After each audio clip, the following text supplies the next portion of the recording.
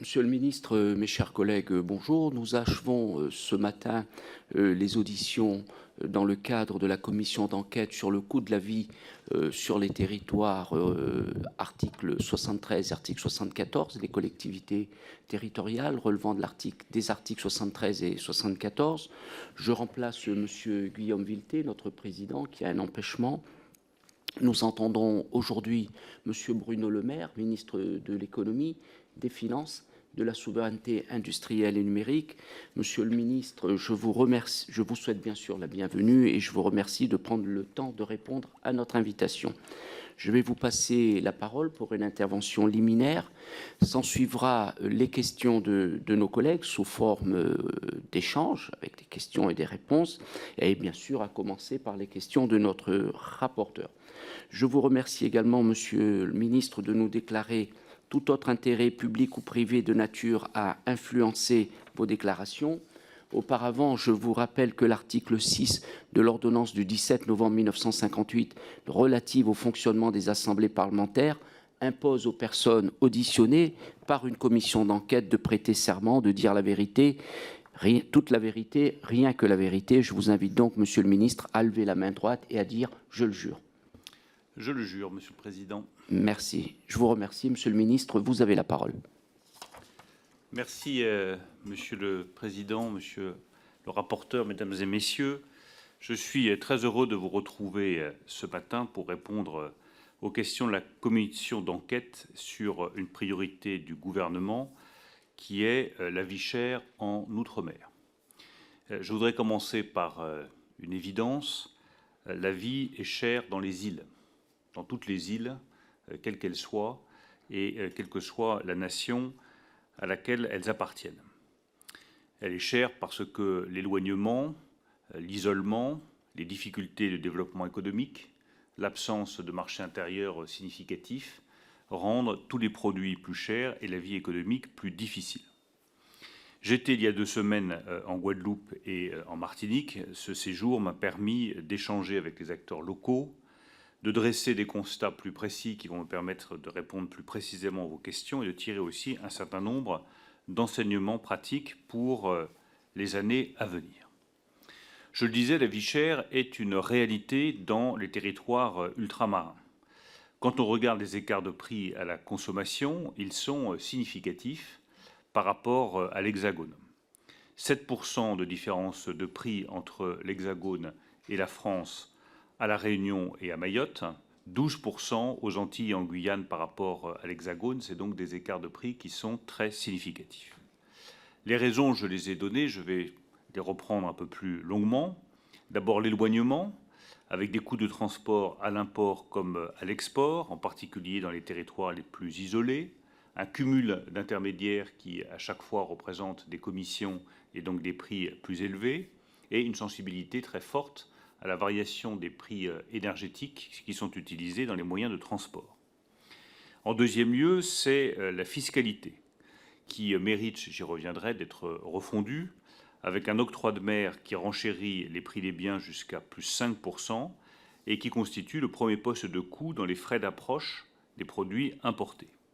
Je donne des exemples très concrets. La farine, elle est taxée à 30% à l'octroi de mer en Martinique et en Guadeloupe, alors que le taux de TVA dans l'Hexagone est à 5,5% sur la farine, soit 24,5% d'écart sur la seule fiscalité pour un paquet de farine.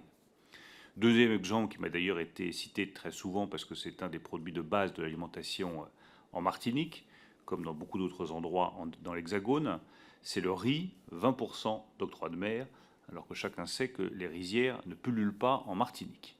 Donc tout cela représente des surcoûts qui sont extraordinairement importants. La troisième raison, c'est l'étroitesse des marchés. Je l'ai vu comme ministre de l'économie, je l'ai vu peut-être encore plus lorsque j'étais ministre de l'Agriculture, qui fait que le seuil de rentabilité est extrêmement difficile à atteindre pour les producteurs et les incite à augmenter les prix.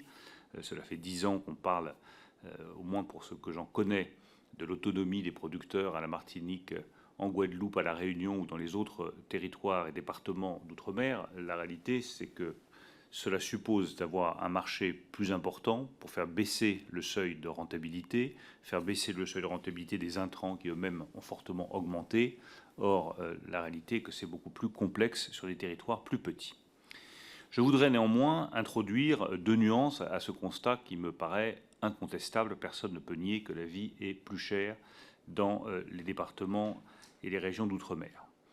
La première nuance, c'est que l'inflation en 2022 a été moindre que dans le reste du pays, avec une inflation moyenne de plus 4,9%, c'est-à-dire un point de moins que le niveau national. Et cela notamment en raison des mesures qui ont été prises par le gouvernement.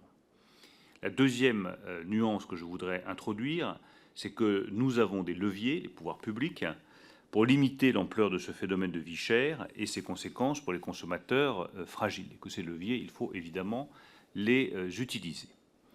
Le premier levier, c'est le développement de l'économie locale pour augmenter le pouvoir d'achat de nos compatriotes. Je voudrais insister sur le fait que ce développement de l'économie locale doit sortir des sentiers battus qui parfois se limitent exclusivement au tourisme ou à l'agriculture. Ce sont évidemment des vecteurs de développement économique importants.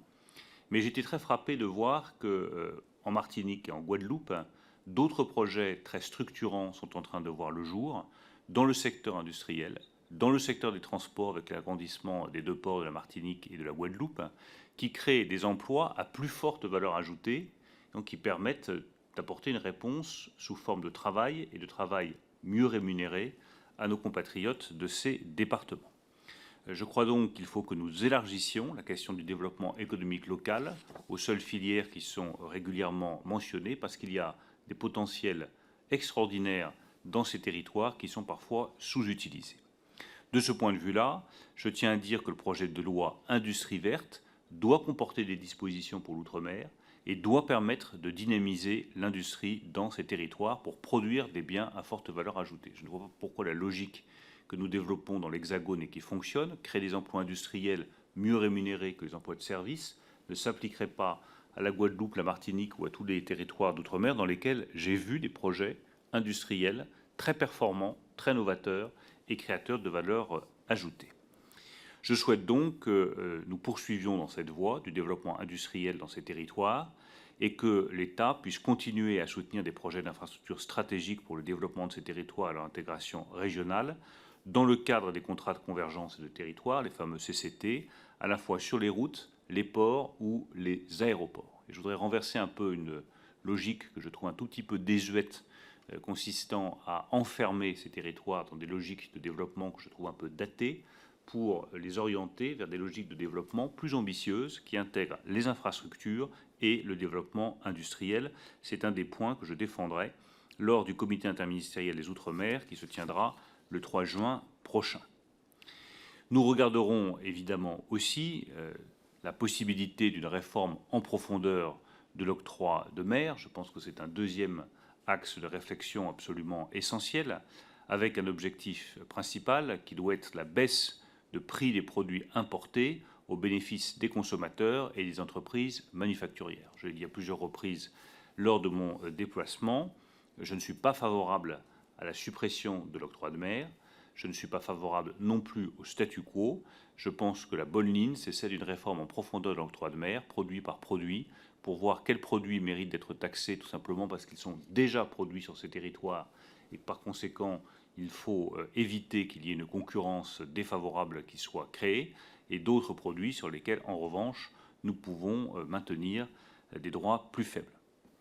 Le deuxième levier, c'est d'assurer la concurrence sur les marchés.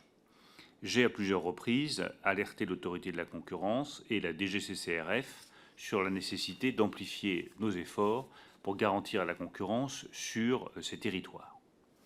Nous disposons d'outils de mise en œuvre de droit de la concurrence qui sont adaptés, qui ont été récemment renforcés et qui sont efficaces. Suite à l'avis de l'autorité de la concurrence en 2019, par exemple, plusieurs mesures ont été prises, très concrètes. L'interdiction du géoblocage injustifié des consommateurs ultramarins par les sites internet hexagonaux, problème qui nous avait été signalé par des députés ultramarins. Le renforcement du rôle des observatoires des prix, des marges et des revenus. l'assouplissement des modalités de mise en œuvre de l'injonction structurelle qui permet à l'autorité de la concurrence d'intervenir lorsqu'une situation d'abus de position dominante en Outre-mer est soupçonnée et de réduire le niveau de la concentration économique sur un marché. Cette fermeté sur le droit de la concurrence se traduit aussi dans les bilans d'activité de l'autorité de la concurrence et de la DGCCRF, avec une activité très forte de mise en œuvre des règles. L'autorité de la concurrence, par exemple, a rendu depuis 2008 29 décisions en matière de pratiques anticoncurrentielles dans les Outre-mer, avec un montant total d'amende de plus de 162 millions d'euros. S'agissant de la DGCCRF, les indices de pratiques anticoncurrentielles établis en 2022 représentaient 18% du total national, c'est donc supérieur à ce que représente la part de la population. Le troisième levier, ce sont des mécanismes de soutien au pouvoir d'achat spécifiques aux Outre-mer, dans lequel l'État prend toute sa part, pour des montants qui sont, je tiens à le dire, très élevés. Ils sont justifiés, mais ils sont très élevés. Et de ce point de vue-là, je veux insister sur le rôle clé que joue la puissance publique pour protéger le pouvoir d'achat de nos compatriotes d'outre-mer. Nous avons d'abord des moyens financiers importants pour diminuer de façon structurelle le prix des biens et services. Les taux de TVA sont plus faibles que dans l'Hexagone. 8,5 et 2,1% en Guadeloupe, à la Martinique et à la Réunion, contre 20 et 5,5% en Hexagone. C'est donc un écart extrêmement significatif. Et je rappelle que la TVA n'est appliquée ni en Guyane ni à Mayotte. Le coût total de ces mesures de taux de TVA préférentiel est de 4 milliards d'euros par an pour l'État. Deuxième exemple de soutien financier, le tarif réglementé de vente d'électricité qui permet aux ultramarins de payer le même prix qu'en Hexagone alors que les coûts de la production locale sont 3 à 4 fois supérieurs. Ce TRV est accessible à toutes les entreprises et à toutes les collectivités. Cela représente un coût pour l'État de 1,7 milliard d'euros par an. Enfin, l'État ne perçoit aucune taxe sur les carburants qui sont consommés en Outre-mer. Ils sont donc plus faiblement taxés qu'en Hexagone pour compenser des prix régulés hors taxes plus élevés et donner des prix à la pompe qui sont proches de ceux en Hexagone. Le coût pour l'État est de 1,5 milliard d'euros. Ces trois seules mesures, carburant, TRV et taux de TVA, représentent donc environ 7 milliards d'euros de dépenses budgétaires annuelles pour l'État. Enfin, je rappelle qu'un bouclier qualité-prix a été mis en place avec un accord de modération du prix qui portait sur une centaine de produits de première nécessité, qui était négocié chaque année et qui a été étendu à de nouveaux secteurs. J'ai pu constater là aussi sur place l'efficacité du dispositif. Certains souhaiteraient aller plus loin, mais je pense que c'est une première réponse sur les prix à la consommation qui est utile. Enfin, nous mettons en place des mesures plus conjoncturelles, à l'image du paquet pouvoir d'achat de l'été 2022, plafonnement plus important de la hausse du montant des loyers, revalorisation du montant des subventions accordées aux collectivités ultramarines. Au total, c'est 19 millions d'euros qui ont été mobilisés pour la seule aide alimentaire exceptionnelle aux ménages fragilisés. Enfin, j'ajoute que nous avons obtenu, en août 2022, une réduction des taux de fret de CMA-CGM de 750 € par conteneur pour la totalité des importations en Outre-mer. Vous savez que cette mesure était initialement prévue pour une durée d'1 an, et je tiens à remercier CMA-CGM et son président Rodolphe Saadé, qui a décidé, à la demande du gouvernement, la prolongation de cette mesure jusqu'au 31 décembre 2023. Donc voilà les quelques éléments que je voulais présenter à la Commission. En résumé, la vie chère est un fait économique incontestable dans les départements d'outre-mer. Nous y avons apporté des réponses structurelles sous forme de dépenses publiques, de baisse de taux de TVA et d'avantages fiscaux qui sont, à mon sens, tout aussi incontestables. Nous avons apporté des réponses plus conjoncturelles liées à la crise inflationniste de ces derniers mois. Et je pense qu'il faut désormais s'engager dans une réflexion beaucoup plus structurelle qui doit porter à la fois sur la question de l'octroi de mer, la question du modèle économique que nous souhaitons développer dans ces territoires et, en troisième lieu, la question du droit de la concurrence. C'est pour moi les trois pistes structurelles les plus porteuses.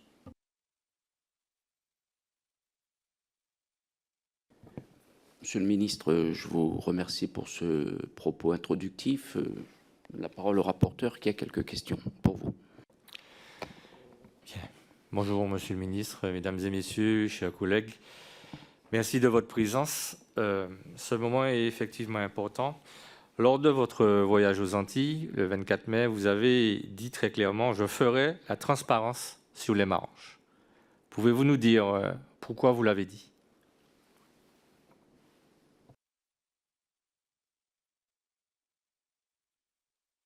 Tout simplement parce que la transparence est le début de la vérité des prix. Si on n'a pas la transparence sur les marges, et ça vaut pour tous les territoires nationaux, il est impossible d'établir la vérité des prix et d'établir une concurrence juste et efficace. J'ai été très frappé dans mon déplacement aux Antilles de voir à quel point parfois chacun se renvoie la balle en disant c'est pas moi, c'est l'autre. Moi je prends très peu de marge, moi j'arrive pas à survivre, mon activité n'est absolument pas profitable. La seule façon d'y voir clair, c'est de faire la transparence et de donner la réalité des marges. On ne va pas le faire évidemment commerce par commerce, mais secteur d'activité par secteur d'activité pour que nos compatriotes puissent se faire une idée juste de qui fait des marges et qui n'en fait pas.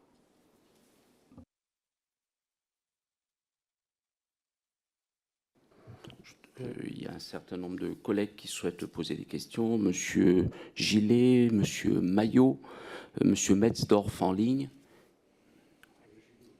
Également vous. On va commencer par Monsieur Gillet. Oui, Monsieur le ministre, nos compatriotes souffrent de l'inflation. Alors imaginez la souffrance pour nos compatriotes ultramarins qui, eux, avant même l'inflation, étaient confrontés à une vie chère. Le panier de la ménagère dans nos outre-mer, Monsieur le ministre, est 20 à 60% supérieur à celui de métropole. Lors de votre déplacement aux Antilles, vous avez annoncé être prêt à une réforme en profondeur de l'octroi de mer, tout en précisant que son abandon serait une erreur. Cette taxe, Monsieur le ministre, qui représente un surcoût de près de 15% sur les taxes déjà applicables, doit être réservée uniquement aux produits entrant en concurrence avec ceux fabriqués au niveau local. Et pour tous les produits importés des pays non membres de l'Union européenne, c'est du bon sens. Mais les collectivités d'outre-mer ne doivent pas être les grandes perdantes d'une réforme. Il convient donc de compenser la perte de recettes pour les collectivités locales qu'entraînerait cette réforme, qui, rappelons-le, entraînerait une baisse du coût de la vie, en compensant à l'euro près via la dotation globale de fonctionnement. Coût annuel estimé environ 1 milliard d'euros. C'est réaliste, Monsieur le ministre, c'est réaliste et c'est attendu par nos compatriotes ultramarins. Alors ma question est simple, que comptez-vous faire précisément ? Dans vos propos liminaires, vous semblez vouloir aller dans le sens de la mesure dont je viens de vous parler. Vous auriez raison. Cette réforme issue du programme présidentiel de Marine Le Pen est une attente forte de nos compatriotes ultramarins. Pourquoi ne pas reconnaître que Marine Le Pen a raison depuis bien longtemps sur le sujet? Et pourriez-vous nous préciser donc l'action que vous allez mener en la matière? Merci.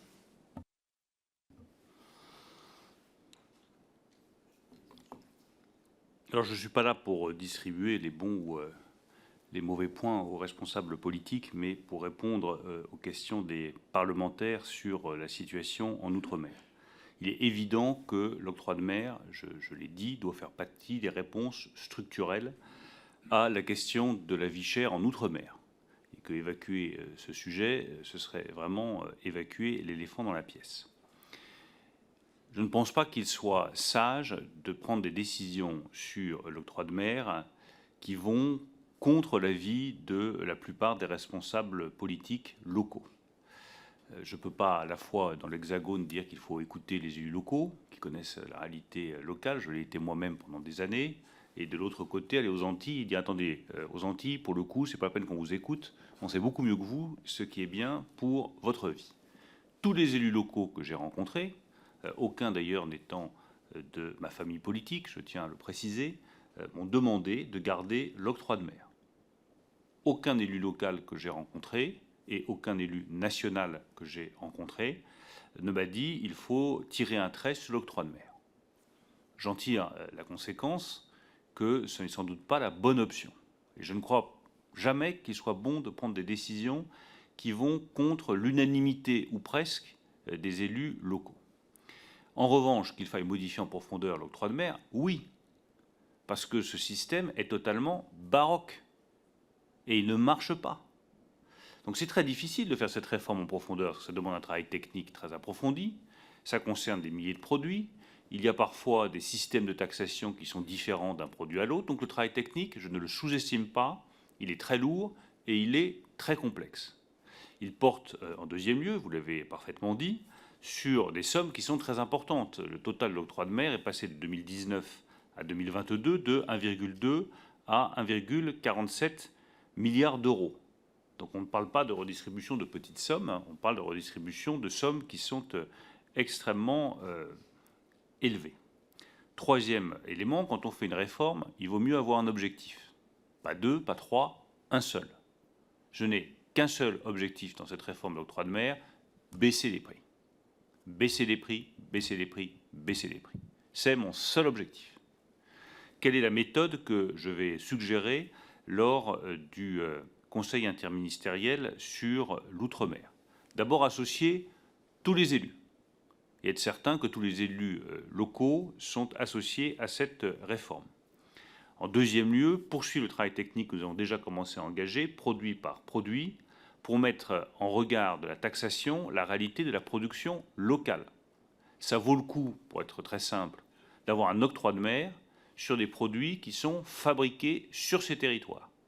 Parce que c'est une protection. Et je n'hésite pas à dire que les Outre-mer ont besoin de protection tarifaire. L'octroi de mer, personne ne comprend ce que c'est, mettons un nom sur les choses, c'est une protection tarifaire. Moi, ça me va très bien que dans des territoires qui sont singuliers, qui sont plus isolés, il y ait une protection tarifaire. Cette protection tarifaire, il faut la regarder et il faut la conserver. En revanche, sur des produits qui ne sont pas réalisés sur ces territoires, le riz est un bon exemple, il y a des projets de développement de riziculture, mais qui sont très modestes, et il y a une consommation de riz qui est extrêmement élevée. Donc moi, je veux bien qu'on garde une taxation à 20% sur le riz, mais là, il n'y a que le consommateur qui paye. Donc, pour ce qui me concerne, je serais favorable à ce qu'on baisse la taxation sur un produit comme le riz, de façon à ce que nos compatriotes payent le prix, le juste prix, et pas un prix excessif. Enfin, le troisième élément clé qu'il faut mettre dans la balance, c'est qu'ensuite, il faudra effectivement trouver des moyens de compenser, si jamais les recettes sont plus faibles, les collectivités locales qui vont perdre ces recettes, puisque ces recettes de l'octroi de mer financent les collectivités locales.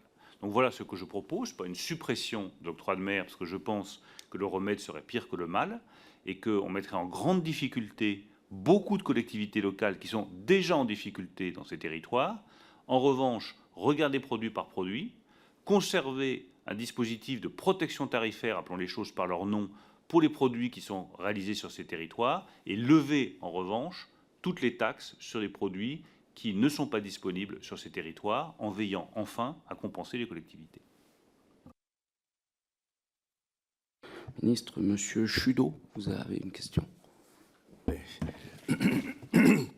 Pardon. Merci, Monsieur le Président, Monsieur le rapporteur, Monsieur le Ministre, mes chers collègues.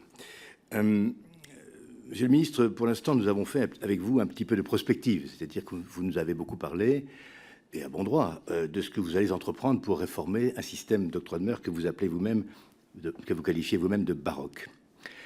Les aberrations de l'octroi de mer que personne n'envisage évidemment de supprimer ici, ces aberrations sont connues depuis de longue date par vos services.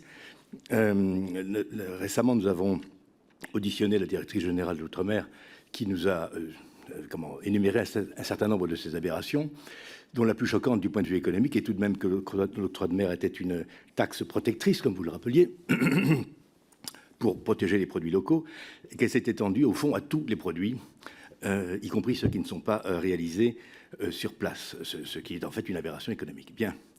En plus, l'octroi de mer s'exerce d'un territoire à l'autre, ce qui fait qu'un exportateur guyanais est taxé lorsque ses produits arrivent dans les Antilles, par exemple. Bon, bref. Donc tout ça, vous le savez parfaitement, et c'est là-dessus que porte ma question, parce que une commission d'enquête, Monsieur le Ministre, certes, se réjouit beaucoup de voir que son action produira des effets dans le futur, mais elle a aussi pour but d'établir les causes et d'établir les responsabilités politiques d'une situation actuelle. Actuellement, la situation est telle que nos compatriotes d'outre-mer souffrent réellement sur le plan social et sur le plan économique. Donc nous voulons établir l'arbre des causes et des responsabilités de la situation actuelle. Quand vous êtes arrivé aux affaires, vous tout de même 6 ans que vous êtes occupé ce poste ministériel, vous aviez sur votre bureau probablement les recommandations de l'autorité de la concurrence, qui, je les ai sous les yeux, qui déjà préconisait 3 mesures simples pour effacer les principales aberrations de l'octroi de mer. 1. Simplifier la grille des taux d'octroi de mer et la rendre cohérente entre territoires géographiquement proches. 2. Réexaminer les taux applicables aux produits importés pour lesquels il n'existe pas d'équivalent dans la production locale. Et 3. Simplifier le système d'exonération des intrants. Donc ce sont des propositions élaborées par une autorité publique sous votre contrôle. La question est la suivante, Monsieur le Ministre. Ayant ça sur votre bureau, connaissant parfaitement les aberrations de l'octroi de mer, que n'avez-vous, dès votre prise de fonction ou dans les mois qui ont suivi, engagé la réforme de celui-ci? Pourquoi avez-vous attendu 6 années pour annoncer qu'au prochain CIOM, enfin, la question serait posée? Je vous remercie. Alors, pour des raisons qui sont simples, la première est que beaucoup des mesures qui sont proposées par l'autorité de la concurrence relèvent des collectivités locales. Je pense en particulier à la simplification.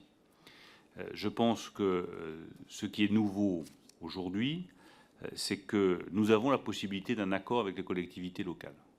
Et je pense que c'est ce qui doit permettre, pour la première fois, la réussite de cette réforme de l'octroi de mer. Je rappelle que les collectivités locales fixent les grilles et fixent les taux. Aujourd'hui, il y a un consensus qui se dégage sur une réforme en profondeur de l'octroi de mer. Donc je pense que c'est la bonne mesure. La suppression, je le redis, provoquera beaucoup de déception et beaucoup de colère dans les territoires. Le statu quo provoquera autant de déception, mais pour la première fois, et je réponds très précisément à votre question sur le temps que nous avons mis, je pense qu'un consensus peut se dégager sur les mesures qui sont préconisées par l'autorité de la concurrence, que vous reprenez et que je reprends également à mon compte. Simplification de la grille des taux, réexamen des règles de fonctionnement, simplification avec les collectivités locales. Moi, ces 3 pistes me vont bien et je le dis, pour la première fois, il me semble que nous pouvons avoir un compromis avec les collectivités locales. Il faut saisir ce moment historique. Merci, Monsieur le Ministre, pour votre réponse. Moi, j'aurais à mon tour 2 questions pour le moment très brèves à vous poser. D'abord, je fais une remarque quand même sur l'octroi de mer. Ne jetons pas non plus le bébé avec l'eau du bain. Je rappelle quand même que s'il faut effectivement avoir une réflexion par rapport à l'octroi de mer, par rapport à son impact sur les prix, je rappelle quand même que l'octroi de mer, son objet premier, c'est de protéger, d'encourager la production locale. Et Monsieur le Ministre l'a rappelé, sur nos territoires, la cherté de la vie, elle est liée bien sûr au coût de la vie, mais elle est liée également à la faiblesse des revenus, notamment à la faiblesse des revenus de travail. Et il faut créer de l'activité. Je rappelle que sur un territoire comme La Réunion, aujourd'hui, il y a un certain nombre de filières qui existent, qui sont des réalités. Si vous prenez aujourd'hui la viande porcine, pour le lapin, pour la volaille, la production locale couvre 100% du marché de frais. Et je pense que l'octroi de mer y est pour quelque chose. Donc, ayons une réflexion là-dessus, mais ne tombons pas non plus dans des simplismes par rapport à l'octroi de mer. Je me réjouis que cela ne se fera pas, bien sûr, sans l'accord des présidents des collectivités. C'est ce que j'ai compris des propos de Monsieur le Ministre. Et je rappelle une dernière chose quand même. Au moment où tout le monde prône plus de différenciation pour nos territoires ultramarins, l'octroi de mer est le seul outil fiscal, si je puis dire, qui est à la main d'une collectivité locale, d'élus politiques. Alors ça, c'est la première chose que je voulais dire. Une question pour deux questions rapides pour Monsieur le Ministre. Monsieur le Ministre, vous avez dit tout à l'heure, il faut encourager le développement économique, mais il faut sortir des sentiers battus. Hier, Monsieur Karenko, qui était chez nous, a parlé de zone franche globale. Nous connaissons tous les avantages, mais surtout les inconvénients, pour ne pas dire les opportunités des zones franches globales, notamment lorsqu'on fait l'équilibre emploi créé et coût de l'emploi. Quelle est votre réflexion de ce point de vue-là quand vous dites qu'il faut sortir des sentiers battus? Moi, je pense que sur nos territoires ultramarins, aujourd'hui, l'avenir passe par des secteurs d'activité comme l'économie circulaire, la protection de la biodiversité, tout ce qui est aide à la personne. Donc, quelle est votre réflexion là-dessus? Ensuite, concernant l'autorité de la concurrence, comment expliquez-vous que le pouvoir d'injonction structurelle ne soit pas davantage appliqué? Une autre question très rapide, elle concerne les normes, et c'est très important. En raison des normes européennes, il est impossible aux ultramarins d'accéder à certains matériaux. Moi, je pense notamment à la construction de logements, puisque aujourd'hui, la construction de logements est en panne sur nos territoires, et quand les logements sortent, ils sortent plus cher que dans l'Hexagone pour une population de locataires qui a moins de revenus que dans l'Hexagone. Ne faut-il pas revoir ces normes afin de faire baisser les coûts de construction? Le cadre commercial européen limite également les territoires ultramarins de développer des échanges dans un cadre régional. Que peut faire l'État?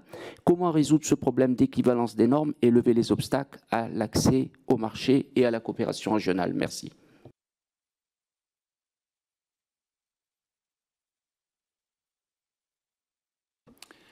Alors, sur l'équivalence des normes, c'est un point qui a été souligné à plusieurs reprises par les acteurs économiques que j'ai rencontrés à la Guadeloupe et à la Martinique. C'est un travail que nous avons engagé et qui doit impérativement aboutir. De manière plus générale, cette équivalence des normes porte aussi en elle la question des choix géopolitiques qui peuvent être faits par un certain nombre de territoires. Je vais quitter la Réunion pour revenir aux Antilles. Il me semble qu'il y a des perspectives de développement vers le continent américain qui sont considérables, qui passent aussi d'ailleurs par des normes qui soient plus rigoureusement respectées. Mais nous avons la possibilité, là aussi il me semble que c'est tout à fait historique, de permettre aux Antilles d'avoir accès, évidemment, elles font partie du marché unique, au marché unique européen, mais de se réorienter dans les flux logistiques et dans les flux de marchandises vers l'Amérique du Sud.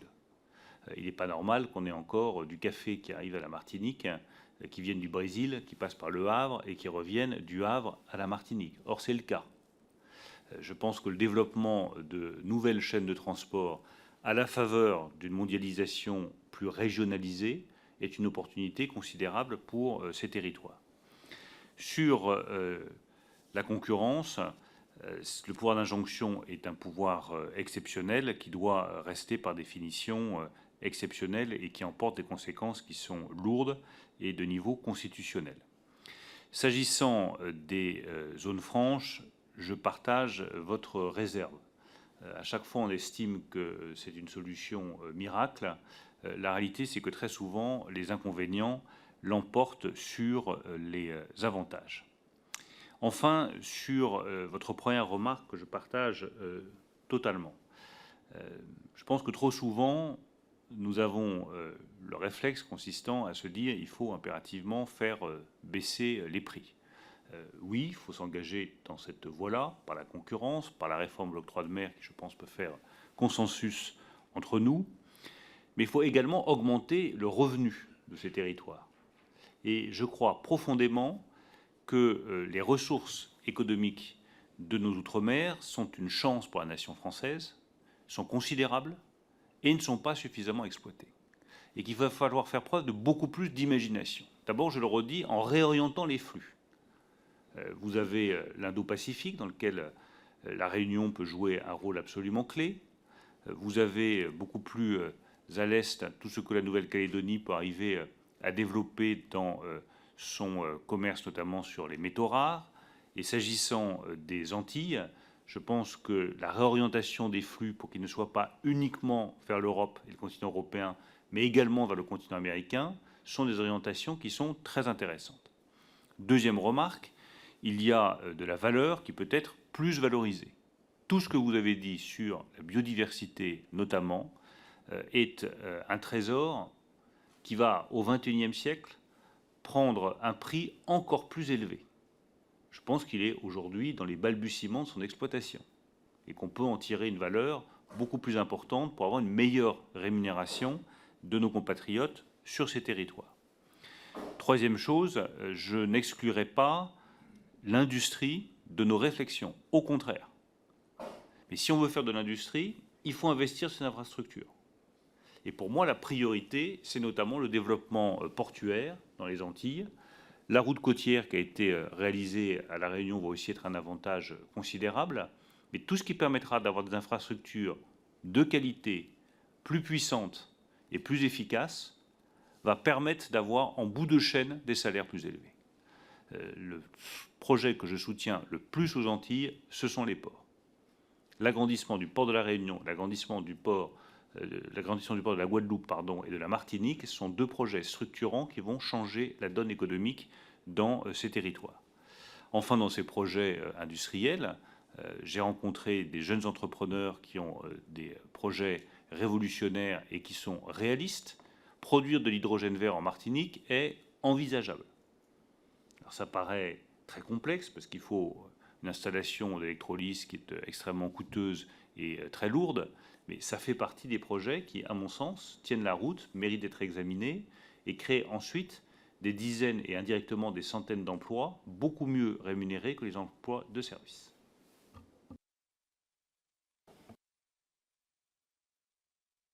Merci à M. Maillot qui avait demandé la parole, M. Gaillard et ensuite M. le rapporteur et M. Metzdorf qui est en ligne. M. Gaillard, allez-y. Monsieur le Président, Monsieur le Ministre, Monsieur le rapporteur, d'abord on est ravis d'entendre que le ministre de l'Économie est favorable à une forme de protectionnisme et puisse peut-être cela vous inspirer pour l'Hexagone. Je vais dans le sens de mon collègue Naï concernant l'octroi de mer. On estime à La Réunion que l'octroi de mer, c'est environ 20 000 emplois, autour de 20 000 emplois. Donc il y a évidemment un effet très positif de l'octroi de mer sur la création de l'emploi, et c'est quelque chose sur lequel il faut être très vigilant. Vous avez donné des réponses très claires, très précises concernant votre projet sur l'octroi de mer. Je vous en remercie. J'aurais peut-être juste une petite question concernant le calendrier. Donc quel est ce calendrier pour votre projet de réforme de l'octroi de mer, sachant que le Conseil de l'Union européenne a adopté ce même régime de l'octroi de mer pour la période 2022-2027. En gros, comment vous allez vous débrouiller avec l'Union européenne si vous voulez réformer avant 2027? Donc ça, c'est la première question concernant l'octroi de mer. Ensuite, je voudrais aborder un sujet totalement différent, qui est le coût de l'assurance. Vous avez lancé une mission d'étude sur l'assurabilité des risques climatiques. Les Outre-mer font face évidemment à une multiplication des événements climatiques extrêmes. Cela pose la question de l'assurabilité de nos territoires. Donc en Outre-mer, les ménages sont plus exposés aux catastrophes naturelles qu'en France métropolitaine. Cela va augmenter. On estime que c'est 20% de sinistres graves en plus à l'horizon 2050. Donc pourtant, ces mêmes ménages dans nos territoires sont nettement moins nombreux à être assurés. On ne les assure pas car leur logement n'est pas assurable à cause de leur insalubrité. Ils ne sont pas assurés car l'assurance est trop chère. En gros, c'est une forme de double peine. Donc il existe bien un fonds de secours outre-mer pour indemniser les non-assurés. Donc la première question, c'est va-t-il être maintenu ou abondé? La deuxième question, c'est évidemment sans préempter les conclusions de la mission. Pouvez-vous prendre l'engagement aujourd'hui que les montants des assurances seront stables dans nos territoires ultramarins? Troisième question, que comptez-vous faire donc du coup pour que nos territoires soient assurés de matière satisfaisante et sortir de la dichotomie sur donc surexposition et sous-assurance? Et donc quatrième question qui va avec, envisagez-vous d'inscrire la question de l'assurance dans le BQP? Et puis dernier point, et j'en arrêterai là, mon collègue Philippe Naillet a parlé tout à l'heure des revenus. On a interrogé le ministre des Outre-mer hier sur les revenus. Bon, les réponses globalement n'étaient pas satisfaisantes, mais ce n'est pas le problème. Moi, j'ai interrogé sur l'évaluation des dispositifs d'allègements fiscaux et de défiscalisation qui ont lieu dans notre pays au niveau ultramarin depuis plus de 30 ans, c'est le modèle. On nous dit que ça fonctionne, on nous dit que ça crée des emplois. Pourquoi pas? Nous, on est prêt à tout accepter. Mais à partir de quoi l'État peut-il affirmer que les dispositifs d'allègement fiscaux favorisent l'emploi? À partir de quel rapport? Sur quelle évaluation? Je vous remercie.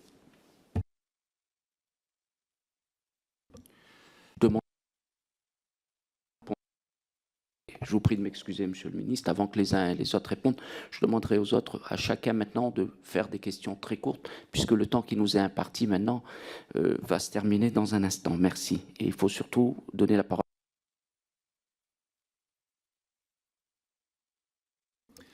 Alors, Monsieur Gaillard, sur peut-être quelques remarques sur des points importants. Je n'ai pas employé le mot de protectionnisme, je pèse en général les mots que j'emploie, mais celui de protection, vous voyez, c'est déjà un pas dans le bon sens, et je n'hésite pas à dire que nous l'avons développé pour toute la nation française, territoire et département d'outre-mer comme hexagone, et je crois très profondément à la nécessité de protéger nos emplois, nos investissements, nos technologies. Quand nous décidons, par exemple, de réorienter le bonus sur les véhicules électriques uniquement sur les véhicules qui sont produits en Europe, c'est une façon de protéger notre industrie automobile. Et je pense que la responsabilité d'un politique, c'est effectivement de protéger ses compatriotes et son économie. Sur la réforme de l'octroi de mer, vous avez parfaitement raison. Le régime a été accordé pour les 5 années de 2022 à 2027. Pour ce qui me concerne, je ne compte pas attendre 2027 pour introduire les premières étapes de la réforme de l'octroi de mer. Tout ce qui permettra d'avancer rapidement sur cette voie-là aura mon soutien. Il n'est pas interdit de faire des notifications à la Commission européenne sur le changement du régime que nous avons adopté. Donc je plaide pour que nous avancions rapidement, que nous enregistrions des premiers progrès dans les mois qui viennent, que des étapes soient franchies avant 2027 et que ce soit notifié à la Commission européenne. En tout cas, c'est la position que je défendrai. Sur l'assurance, d'abord, vous avez raison de souligner ce sujet. Je pense que c'est un des sujets les plus difficiles et les plus importants à traiter dans les années qui viennent. Premier sujet à traiter, vous l'avez vous-même souligné, c'est que nos compatriotes s'assurent. Ils sont beaucoup moins nombreux à le faire, soit pour l'assurance habitation, mais aussi pour l'assurance voiture. Donc on a un véritable sujet que j'ai signalé aux assureurs. Je les ai rencontrés lors de mon déplacement pour leur dire vous devez vous mobiliser pour inciter nos compatriotes à s'assurer davantage. Ensuite, j'ai engagé une réflexion dans le cadre d'une mission que j'ai lancée, qui va être conduite à la fois par un spécialiste de l'assurance, par un chercheur et par une spécialiste du climat, qui vont étudier l'évolution des régimes d'assurance face à la nouvelle donne climatique, notamment pour des territoires qui sont touchés par des événements climatiques lourds, et en particulier par les cyclones. Si on n'y prend pas garde, il y a un énorme risque que des millions de nos compatriotes ne soient plus assurés dans les années qui viennent. Tout simplement parce que l'assureur assure un risque, il n'assure pas une certitude. Donc si les cyclones et les événements climatiques extrêmes sont une certitude, on n'assurera plus. On dira de toute façon votre maison, à un moment ou à un autre, elle va y passer, donc il n'est pas question qu'on vous l'assure. Donc il est indispensable d'avoir des réflexions approfondies sur ce sujet. C'est l'objet de la mission que j'ai confiée il y a quelques jours à 3 experts, conjointement avec Christophe Béchu. La défiscalisation, j'ai demandé une mission en début d'année sur ce sujet-là. Nous devons avoir les résultats de la mission dans le courant de l'été. Nous évaluerons les dispositifs de défiscalisation avec beaucoup de rigueur, avec une option possible qui est de verdir cette dépense fiscale. Toute dépense fiscale, c'est une orientation que nous avons fixée avec le président de la République et avec la Première ministre, doit désormais obéir à une logique climatique. Et on ne peut pas continuer à la fois à chercher de l'argent pour la transition climatique et dans le même temps continuer à garder des avantages fiscaux pour des pratiques qui sont contraires au climat. Donc c'est vraiment à cette aune-là que je jugerai l'efficacité de la défisque en Outre-mer et la possibilité de réorienter cette dépense fiscale. Merci, Monsieur le Ministre. Je donne la parole à Monsieur Metzdorf, ensuite à Monsieur le rapporteur et à Monsieur Maillot. Merci. Très rapidement. Merci. Merci, Monsieur le Ministre. Merci, Monsieur le Président. Bonjour à tout le monde depuis la Nouvelle-Calédonie. Il fait un peu plus tard que chez vous. Monsieur le Ministre, j'ai quelques questions concernant la Nouvelle-Calédonie. Tout d'abord, je voudrais dire que je partage tout à fait l'orientation qui est la vôtre sur la création de valeur. Je crois que c'est la meilleure solution pour lutter contre la vie chère, c'est de donner du travail et du travail bien rémunéré à nos ressortissants. Dans ce cadre, j'ai 3 questions précises à vous poser. Votre projet de loi Industrie verte, je tiens à vous inciter à intégrer la Nouvelle-Calédonie dans ce projet, puisque, comme vous en avez parlé tout à l'heure, nous avons un quart des ressources mondiales de nickel et que le prix de notre énergie aujourd'hui, qui est au fioul, rend notre filière peu compétitive. Et donc, nous sommes en train de passer à une énergie carbonée vers des énergies renouvelables pour alimenter nos usines de nickel. Et je crois que l'accompagnement de l'État sera nécessaire sur le sujet. Le deuxième point que je voulais voir avec vous, c'était le financement bancaire. Aujourd'hui, les taux d'intérêt remontent en Europe et la Banque centrale européenne et la Banque de France diminuent les liquidités pour baisser l'inflation. Or, en Nouvelle-Calédonie, depuis les 3 référendums, nous avons perdu 10% de notre population. C'est comme si la France métropolitaine avait perdu 6 millions d'habitants et 6 millions qui consomment, qui payent de l'impôt. Donc aujourd'hui, nous avons besoin vraiment d'un refinancement des banques en Nouvelle-Calédonie, de la baisse des taux d'intérêt pour que l'investissement reprenne et que la création d'emplois reprenne également. Donc il y a une contradiction avec la politique monétaire qui est menée aujourd'hui en Europe et en France métropolitaine sur laquelle il faudrait intervenir. Le troisième point, c'est la question de la défiscalisation. Je voudrais tout d'abord remercier, le contribuable métropolitain pour l'accompagnement qu'il fournit aux territoires ultramarins et à leur développement. 2, remercier l'Assemblée nationale et mes collègues qui ont prolongé la défiscalisation dans les Outre-mer jusqu'en 2029. Je sais qu'il y a une mission de l'IGF qui est menée actuellement pour retravailler les dispositifs de défiscalisation que nous avons prolongés. Je vous demande si cette mission peut venir en Nouvelle-Calédonie, puisque nous avons des spécificités bien particulières sur les questions de défiscalisation, et il serait bon qu'ils viennent nous écouter et comprendre comment ça fonctionne ici également.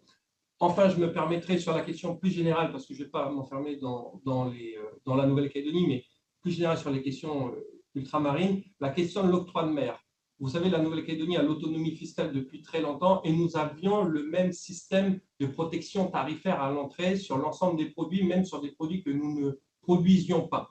Nous avons enlevé cette protection tarifaire pour les produits que nous ne produisions pas. Il y a quelque chose sur lequel je voudrais vous alerter, c'est que lorsque nous avons abaissé cette protection tarifaire, lorsque nous avons mis cet impôt, cette taxe à 0 sur les produits que nous ne produisions pas, ça ne s'est pas retrouvé dans le pouvoir d'achat du consommateur puisque les importateurs grossistes ont gardé la marge pour eux. Donc, si vous deviez revoir l'octroi de mer et la diminution de certaines taxes à l'entrée, n'oubliez pas surtout de contrôler les importateurs et les grossistes parce que sinon, ça ne se retrouvera pas dans le pouvoir d'achat de nos ressortissants. Voilà, je vous remercie, Monsieur le ministre.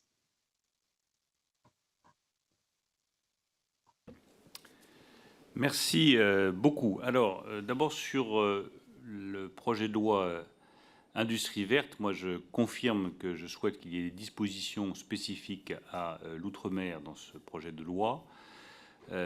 Ces dispositions peuvent et doivent évidemment porter sur l'industrie en Nouvelle-Calédonie, notamment sur l'industrie du nickel.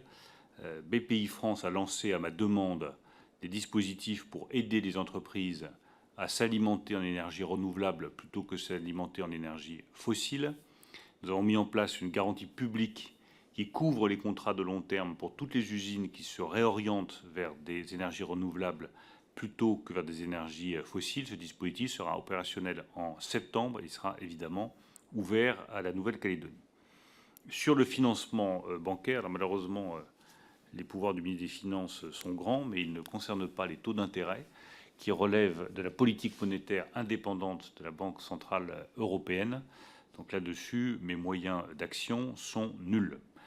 En revanche, je voudrais rebondir sur une remarque que vous avez faite qui est très importante sur la baisse de population. Je pense que c'est un des défis absolument considérables, pas de tous les territoires, mais d'un certain nombre de territoires ultramarins. C'est vrai en Martinique, 4000 personnes en moins par an. C'est un vrai sujet de préoccupation, des jeunes qui partent en se disant qu'ils vont faire leur avenir ailleurs. Il faut impérativement, pour ça, créer des emplois qualifiés, bien rémunérés et des perspectives économiques dans ces territoires. Sur la défiscalisation, bien, la mission se rendra en Nouvelle-Calédonie. Je vais m'assurer qu'elle se rende en Nouvelle-Calédonie. Je serai très heureux d'ailleurs de l'accompagner dans votre territoire qui est magnifique et où je me suis rendu à plusieurs reprises. Enfin, sur l'octroi de mer, vous soulignez un point qui est très important, qui fait que j'ai toujours été très réservé sur les baisses de taux de TVA sur les prix à la consommation, pour une simple et bonne raison, c'est qu'en général, ça ne finit jamais dans la poche du consommateur. Et c'est un des grands défis sur l'octroi de mer, c'est de s'assurer que si, par exemple, on baisse l'octroi de mer sur le riz, ce n'est pas le grossiste ou l'importateur qui prend la marge. Donc ça doit faire partie impérativement de nos réflexions. Merci, Monsieur le ministre. Monsieur le rapporteur. Oui, merci. Je reviens sur les marges. Je voulais savoir si vous avez des éléments précis sur la question des marges, et notamment l'accumulation des marges. Qu'est-ce que le ministère de l'économie et des finances a pu mettre en place sur la question de la concentration des oligopoles et des monopoles dans ces territoires-là, sachant que comme il y a moins de concurrence, cela veut dire qu'il y a plus de concentration et donc une consolidation de ces concentrations, aussi bien verticales qu'horizontales.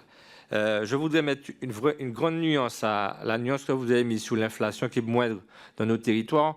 C'est parce que nous ne partons pas de la même base de référence. Quand il y a zéro inflation en France hexagonale, au départ, il y a déjà 40% d'inflation dans les territoires d'outre-mer, structurellement parlant. Et vous avez dit que la première problématique est d'abord structurelle, effectivement.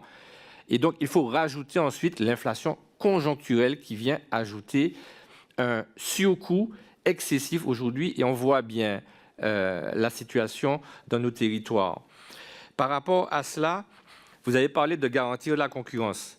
Les observateurs des prix, des marges et des revenus ont 0 élément sur les marges et les revenus par manque de moyens. Le délégué interministériel à la concurrence est isolé, seul, et ne peut rien faire.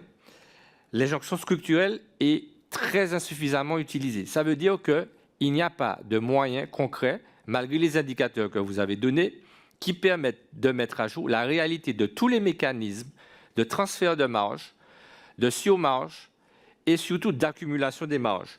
Donc, que comptez-vous faire concrètement pour régler ce problème? D'autre part, on parle beaucoup de l'octroi de mer, mais la fiscalité, c'est aussi la TVA. Il y a 1 milliard d'euros de TVA récoltés sur nos territoires dits ultramarins. Ces 1 milliard d'euros repartent, c'est-à-dire que c'est de la richesse créée sur le territoire, mais qui échappe au territoire. Que comptez-vous faire pour que, dans la réforme que vous allez proposer, qui ne doit pas concerner qu'un morceau, mais à mon avis une vision globale de la situation, que l'argent récupéré par la TVA puisse rester et être injecté dans ces territoires. Et puis, une question très concrète, il faut augmenter la concurrence parce qu'on sait que la concurrence est faible dans beaucoup de domaines, dans quasiment tous les domaines. Nous avons proposé avec certains députés la création d'une 4e compagnie aérienne dans le cadre de la continuité territoriale. Pouvez-vous soutenir ce projet? Parce que plus de compagnies, c'est plus de place. Et donc, ça peut faire baisser les coûts, les prix de vente en tout cas.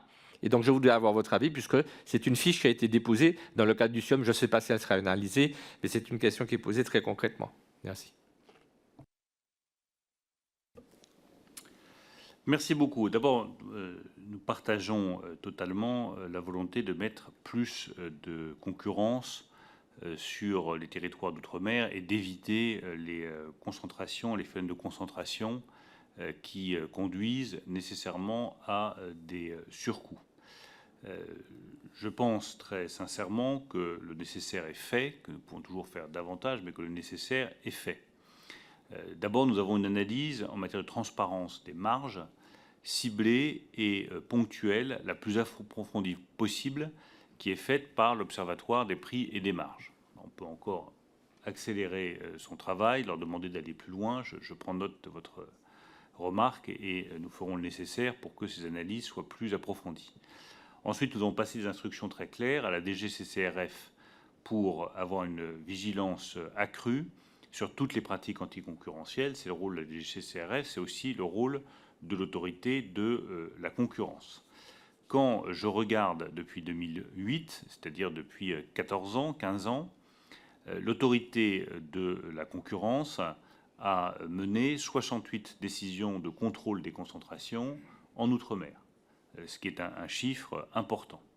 Enfin, je rappelle que le seuil applicable pour le contrôle des concentrations a été abaissé en Outre-mer. Il est de 5 millions d'euros contre 15 millions d'euros dans l'Hexagone. Moi, je suis ouvert à toute proposition pour aller plus loin, parce que je partage cette volonté de mettre de la concurrence, parce que c'est ce qui fait baisser les prix.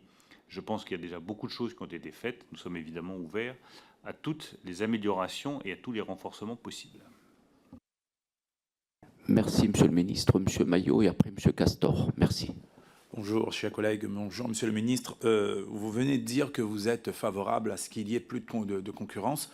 Entre ce que vous dites et ce qui est fait, il y a une sacrée différence parce qu'au sorti des Gilets jaunes, c'était tout un symbole pour nous. L'État a donné son aval pour que le groupe Ayotte rachète le groupe Vendémia, donc de mettre la Réunion en situation duopolistique. Je ne peux pas commencer mon propos sans répondre à M. Mesdorf qui remercie le contribuable français qui demande à ce qu'on remercie le contribuable français. Je veux juste lui dire, en espérant qu'il m'entende encore, qu'il y a aussi des contribuables dans les Outre-mer et on a payé des impôts à l'époque, nous, si on refait l'histoire, de notre sang et de nos transpirations. Maintenant, j'y viens à ma question. J'avais déjà interpellé votre collègue Olivier Grégoire il y a un mois sur le prix, notamment le prix de la grande distribution, notamment sur le BQP et le BQP+, qui a reçu un accueil assez modeste. C'était une montagne qui a accouché d'une souris pour nous. Celle-ci, avec beaucoup de sincérité, a reconnu qu'elle ne peut pas répondre à cela en 2 minutes et un rendez-vous a été fixé. D'ici là, Monsieur le ministre, aux grands mots, les grands remèdes, pensez-vous que les mesures de compensation prises en urgence est nécessaire? Est-ce qu'il n'y a pas, le ministre que vous êtes, est-ce que vous ne pouvez pas, vous, prendre une décision d'urgence, comme je l'ai dit, aux grands mots, aux grands remèdes, sur le coût de l'inflation? Et je rejoins mon collègue Ajar, que quand vous découvrez l'inflation, nous, ça fait déjà 20 ans, 25 ans, voire même 40 ans qu'on y est.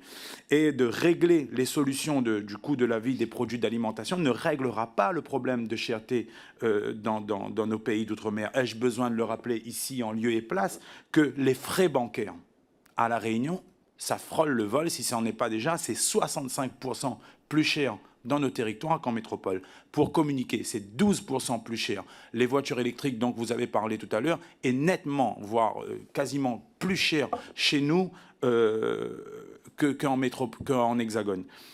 Je veux vous dire un message qui vient tout droit des Outre-mer. On ne veut plus se faire voler, parce que nous, c'est comme ça qu'on le vit dans les Outre-mer. Quand on achète à manger, on se fait voler. Quand on s'habille, on se fait voler. Quand on communique, on se fait voler. Et quand on se déplace, on se fait voler.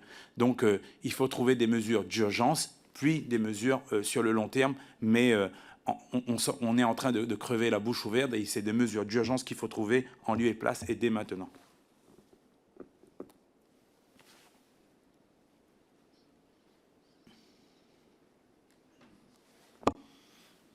Oui, je vais être très sincère avec vous, comme durant toute cette audition. La seule vraie mesure contre l'inflation, c'est la conjonction d'une politique monétaire efficace et d'une politique budgétaire responsable. Et c'est la ligne à laquelle nous nous sommes tenus depuis 2 ans, avec en plus des mesures de protection.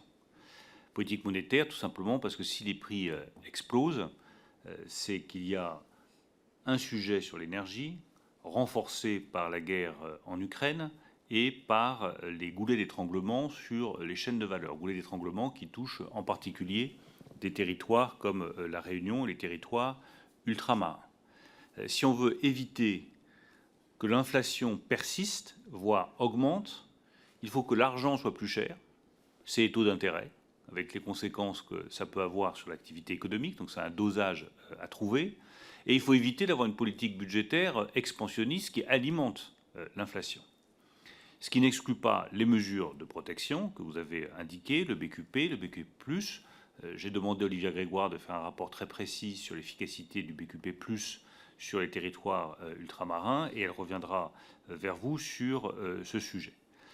Après, chacun des points que vous avez mentionnés, que ce soit sur les frais bancaires, sur les véhicules électriques, mérite aussi l'examen. S'il y a un sujet spécifique sur les frais bancaires, moi, ça ne me pose aucune difficulté de convoquer la Fédération bancaire française, de parler des frais bancaires en Outre-mer et de dire là, on a une vraie difficulté et on traite sujet par sujet, secteur d'activité par secteur d'activité.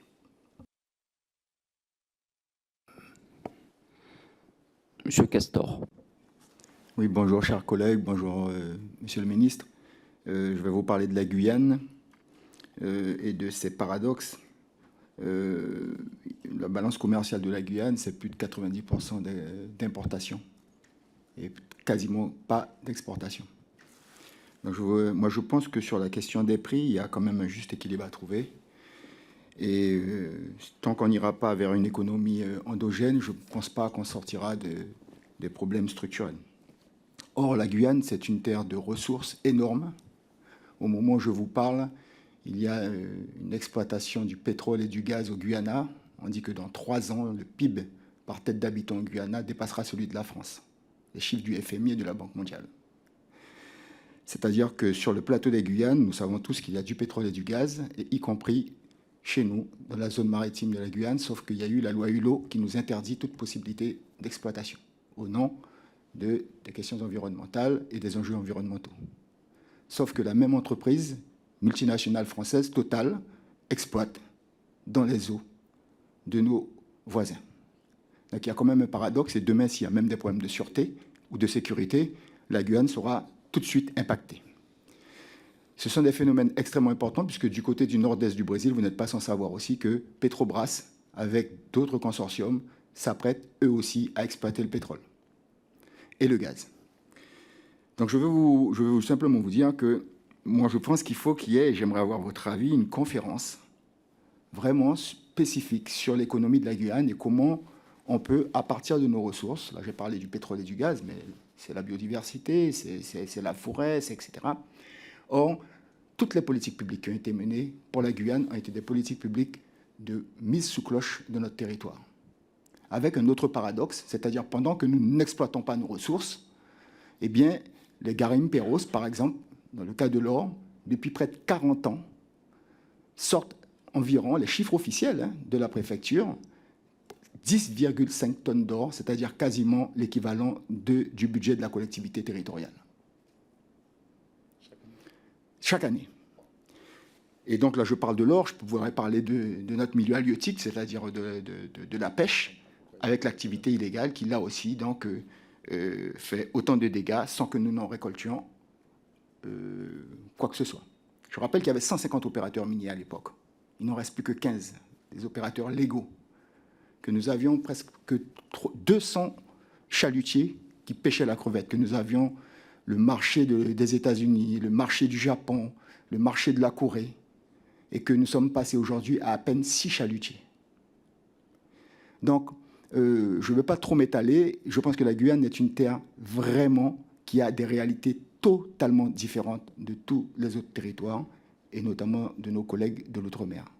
Je ne vois pas comment, si nous sommes sérieux dans les politiques publiques qu'on souhaite mener, qu'on puisse le faire sans un engagement très fort, particulier, et qui tienne compte de tous ces atouts que nous avons. Parce que je pense que pour le reste, l'économie sous perfusion, avec la commande publique, que nous sommes arrivés au bout de ce schéma-là, d'autant plus que vous n'êtes pas sans savoir que nous avons une croissance démographique hors norme. Les chiffres de l'INSEE, qui sont en deçà de la réalité, vous le savez, annoncent que nous sommes aujourd'hui à peu près 300 000 habitants, officiellement. Tous les éléments que nous recoupons avec les collectivités territoriales, nous pensons que nous sommes plutôt à 450 000 habitants, avec toutes les difficultés que ça apporte pour les collectivités territoriales, qui n'ont pas les dotations, la DCF qui correspond à la réalité, puisqu'il faut quand même mettre ces enfants-là dans les écoles, etc. etc. Et il faut qu'il y ait les équipements publics. Et en 2040, ce qui est prévu par l'INSEE, les chiffres officiels, c'est 570 000 habitants. Donc les décisions, elles doivent être prises urgemment pour pouvoir, donc, effectivement, de façon assez radicale, aller vers un schéma inverse et nous permettre d'user, de profiter de nos ressources naturelles et aller vers une économie endogène. Et je pense que c'est que comme ça qu'on pourra, sur les questions donc, du coût de la vie, en tous les cas, avoir un point d'équilibre entre les enjeux environnementaux, la nécessité de développement quand même du territoire, de l'aménagement du territoire, d'avoir une économie qui permette donc d'avoir de la redistribution et ne pas dépendre donc de cette économie sous perfusion. Merci, Monsieur le Ministre. Alors je partage tout ce que vous avez dit, je reviendrai juste sur la question des hydrocarbures. Ma proposition est de me rendre en Guyane dans les mois qui viennent pour avoir cette discussion sur l'avenir économique de la Guyane. La Guyane est un territoire qui a des particularités très singulières par rapport à toutes les autres outre-mer. D'abord, vous avez des frontières avec des pays qui sont très puissants, très nombreux. Vous avez des frontières avec des pays avec une porosité qui est totale. Je me souviens de m'être rendu à Papaïcheton. Je pense qu'on voit très concrètement ce que c'est que la porosité de la frontière avec le Suriname. En réalité, il n'y a pas de frontière. Et en troisième lieu, vous avez une croissance démographique qui est exponentielle. Donc tout ça crée des singularités. J'entends parfaitement ce que vous dites sur les hydrocarbures et le sentiment d'injustice que cela peut créer. Il reste que le choix national qui a été fait, le choix qui a été fait par la nation française, c'est d'arrêter toute recherche et exploitation d'hydrocarbures. Donc je pense que c'est un choix qui engage aujourd'hui tous nos compatriotes sur quelque territoire qu'ils soient, et qu'il y a plus de valeur à trouver dans l'accompagnement de la transition climatique et la valorisation d'autres ressources de la Guyane, plutôt que de se lancer dans l'exploitation, l'exploration de champs hydrocarbures et d'énergie fossile qui détruisent la planète. Mais ça, ce sont des choix totalement structurants. Troisième remarque, je rejoins totalement ce que vous dites sur le développement endogène. L'idée de la mise sous cloche, d'avoir des politiques publiques très artificielles, ça ne marche pas et ça ne marchera pour aucun territoire. Aucun territoire. D'abord, je trouve que c'est à la limite d'être injurieux, de voir dire tiens, voilà ce qui est bon pour votre territoire. Non, les territoires savent très bien, que ce soit la Martinique, la Guadeloupe, la Réunion, la Nouvelle-Calédonie ou la Guyane, ils savent très bien sur quelle base de développement ils veulent avancer. Et je vous le dis, je fais des années que je me rends avec beaucoup de plaisir en Outre-mer. J'étais très frappé dans mon déplacement dans les Antilles de voir que, un, les territoires regorgeaient de projets, et deux, c'était des projets totalement structurants pour le XXIe siècle. Ce n'est pas des micro-projets pour les 6 mois à venir. C'est une vraie réorientation géopolitique des choix économiques de ces territoires. L'ouverture vers l'Amérique, la réorientation des flux, le partage entre le transit maritime de long terme et le cabotage, tout ça, c'est des vraies réflexions géopolitiques qui sont approfondies, qui sont solides et qui sont créatrices de valeur. Il faut faire la même chose pour la Guyane. Moi, je suis prêt à m'y rendre, prêt à regarder avec vous quelles sont les perspectives de développement, et la puissance publique doit accompagner vos choix, mais ne pas faire les choix à votre place, parce que ça ne marchera jamais. Donc, accompagnez vos choix en disant tiens, ça nous paraît très intéressant, travaillons-y ensemble. Quels sont les dispositifs dont vous avez besoin pour le développer et avançons dans cette direction. Quand vous parlez de la pêche et de la biodiversité, ce sont évidemment pour la Guyane, notamment avec l'espace forestier, des perspectives de développement qui sont très intéressantes. Qu'est-ce qui peut favoriser ce développement? Combien ça coûte? Quels sont les problèmes de formation? Quels sont les problèmes de qualification? Quels sont les investissements qui sont nécessaires? C'est tout ça qu'il faut regarder. Et je vous le redis, moi je suis prêt à venir sur place pour en discuter avec vous et avec les acteurs locaux. Merci, Monsieur le Ministre. Monsieur le rapporteur. Oui, les comptes des grands groupes ne sont pas publiés. Que comptez-vous faire pour leur imposer, alors que c'est une obligation légale de la loi? Que comptez-vous faire pour leur imposer de publier leurs comptes conformément à la loi? Pour les observateurs des prix, des marges et des revenus, ils n'ont pas ni la compétence ni le pouvoir directement d'avoir accès librement aux marges et aux revenus. Que comptez-vous faire justement pour régler ce problème-là?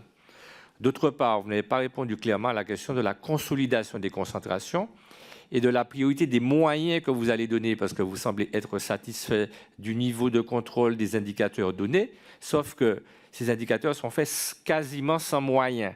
Donc, comptez-vous augmenter les moyens pour permettre justement à l'État d'assurer la transparence nécessaire, la visibilité nécessaire et la mesure actualisée de la consolidation des concentrations verticales et horizontales de territoires insulaires captifs compte tenu d'un certain nombre de critères que vous avez évoqués. Et puis, vous n'avez pas répondu à la 4e compagnie aérienne pour augmenter la concurrence. Êtes-vous favorable à cette à cet accompagnement pour la création de cette compagnie aérienne?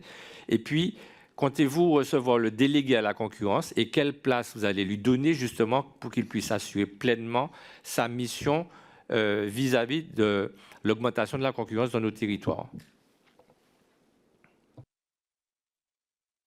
Monsieur le ministre. Alors, sur les comptes des grands groupes, moi je suis évidemment tout à fait favorable à leur publication, mais je rappelle que ça relève du tribunal de commerce. Donc c'est le tribunal de commerce qu'il faut saisir si on veut obtenir la publication des comptes des grands groupes. S'agissant de l'accès au prix, la DGCCRF et elle seule a accès à d'autres sources que les comptes qui sont publiés pour effectuer les contrôles. Je pense en particulier au lias fiscal, ce qui lui donne des moyens d'investigation qui sont plus poussés. Donc à la suite de cette audition, je demanderai à la DGCCRF de faire preuve de la plus grande diligence sur l'examen des liasses fiscales pour qu'on puisse approfondir effectivement l'examen de ces données et vous donner tous les éléments de manière très transparente sur les prix. Même chose sur la consolidation des entreprises. Je n'ai pas vu l'autorité de la concurrence sur ce sujet spécifiquement, mais je peux très bien voir prochainement le directeur de l'autorité de la concurrence et voir avec lui comment est-ce que nous pouvons améliorer la situation.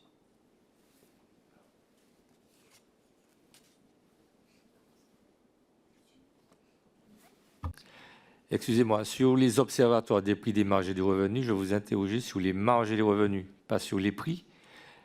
L'observatoire a une compétence sur les marges et les revenus, mais n'a pas le pouvoir d'aller contrôler les marges et les revenus des entreprises. C'est une aberration et incroyable, mais qui est réelle.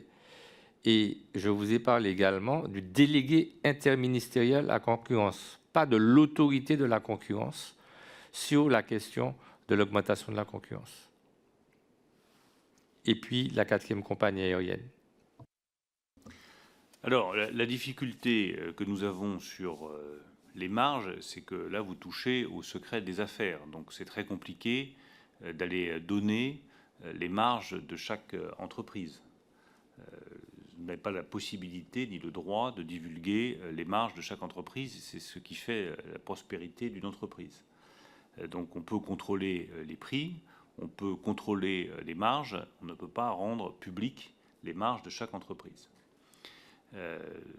Et faisons très attention parce que si on va trop loin dans la transparence sur les marges, la réalité c'est que c'est toute l'activité économique que vous menacez.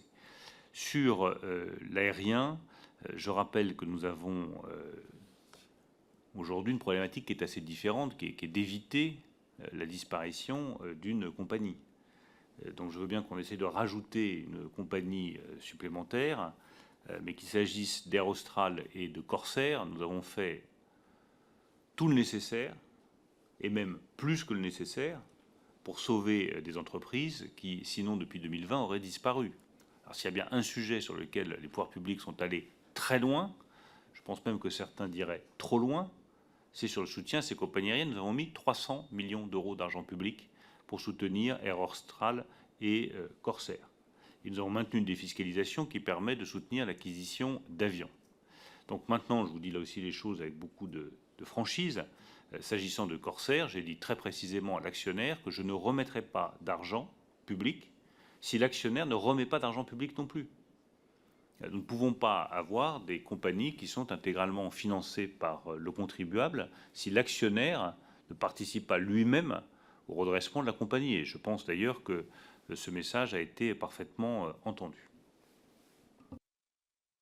Bien, Monsieur Chudeau, je vous donne la parole pour une question courte. Vous avez déjà eu la parole. Merci. Oui, mais merci. Une dernière question à propos de la continuité territoriale, mais au préalable, rapidement, Monsieur le Président, il n'est pas nécessaire de faire la leçon au commissaire du Rassemblement national sur l'octroi de mer. Personne ne veut supprimer l'octroi de mer. Nous voulons simplement en corriger les aberrations et savoir pourquoi elles ne l'ont pas été précédemment. Bon, je reviens à la continuité territoriale. L'État soutient, Monsieur le Ministre, la continuité territoriale ultramarine à hauteur de 45 millions d'euros de subventions pour les territoires d'outre-mer, contre 190 millions d'euros pour la Corse. il y a quand même une distorsion. Est-ce que vous pouvez expliquer cette distorsion, s'il vous plaît?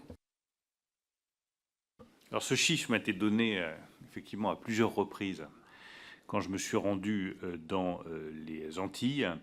Ça fera partie des sujets qui vont être examinés lors du Conseil interministériel de l'Outre-mer, parce que nous avons effectivement un sujet sur la continuité territoriale.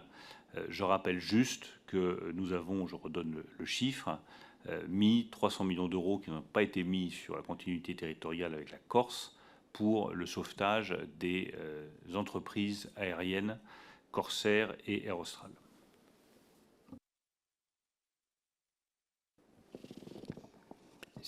S'il n'y a pas d'autres questions, monsieur le rapporteur. Oui, je t'en prie. Oui, monsieur le ministre.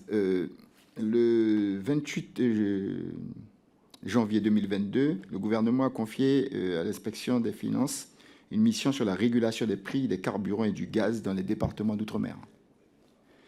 On a écrit à tous les ministères pour avoir le résultat de cette mission. Et jusqu'à maintenant, on n'a pas de réponse.